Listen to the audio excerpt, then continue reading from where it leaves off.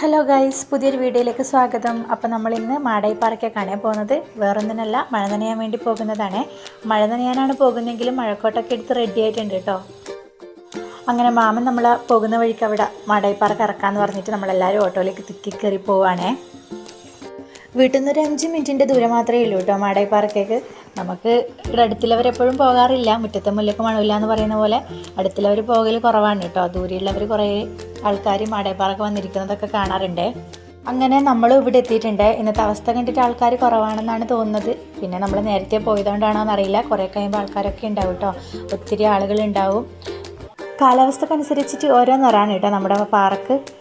വേനൽക്കാലത്താണെങ്കിൽ നല്ല മഞ്ഞ നിറമായിരിക്കും കേട്ടോ. പുല്ലുകളൊക്കെ നല്ല മഞ്ഞ കളറായിട്ട് നല്ല സ്വർണ്ണത്തിൻ്റെ കളറായി മാറിയിട്ടുണ്ടാവേ.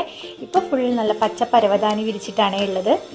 ഓണത്തിൻ്റെ സമയമാകുമ്പോഴേക്കും നല്ല ഓണപ്പൂക്കൾ വിരിഞ്ഞ് നിൽക്കുന്നുണ്ടാവും കേട്ടോ. അപ്പം നല്ല നീല കളറായിരിക്കുമേ, നല്ല ഭംഗിയാണ് കേട്ടോ കാണാനായിട്ട്.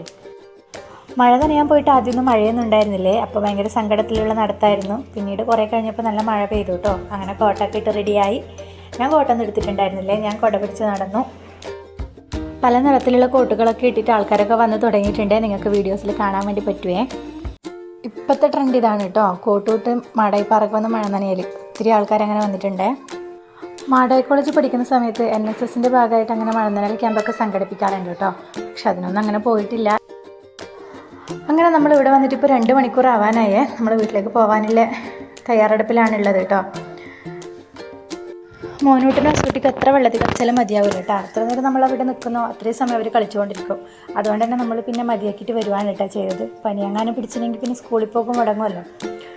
അങ്ങനെ നമ്മളിതാ മടങ്ങലായേ. മഴ നനഞ്ഞുകൊണ്ട് തന്നെ ഓരോ ചായ കുടിക്കാൻ തോന്നുന്നുണ്ടേ. അങ്ങനെ നമ്മളൊരു ചായക്കടയിലേക്ക് കയറി. പക്ഷേങ്കിൽ അവിടെ കടക്കാരനുണ്ടായിരുന്നില്ല കേട്ടോ. ഒത്തിരി നേരം കാത്തു നിന്നിട്ട് കാണാതായപ്പോൾ നമ്മൾ പിന്നെ ഇറങ്ങിയേ. അനിയത്തിൻ്റെ ഹസ്ബൻഡ് വണ്ടിയായിട്ട് വന്നതുകൊണ്ട് തന്നെ അവർ വണ്ടിയിൽ കയറി പോയി കേട്ടോ. പിള്ളേരും പോയേ. അങ്ങനെ ഞാനും ബബിയും മാത്രമാണ് പിന്നെ ബാക്കിയായത്. നമ്മൾ ബസ്സിനൊന്നും കയറാനില്ല, നമ്മൾ നടന്നിട്ടാണ് വീട്ടിലോട്ട് പോയത്. സ്കൂളിലും കോളേജിലും പഠിക്കുന്ന സമയത്ത് ബസ് കയറ്റാണ്ടൊക്കെ പോകുമ്പോൾ നമ്മൾ ഇതുപോലെ നടക്കാൻ കേട്ടോ ചെയ്യുക. അതൊരു ഓർമ്മപ്പെടുത്തലായിട്ട് നമ്മൾ നടന്നു കേട്ടോ.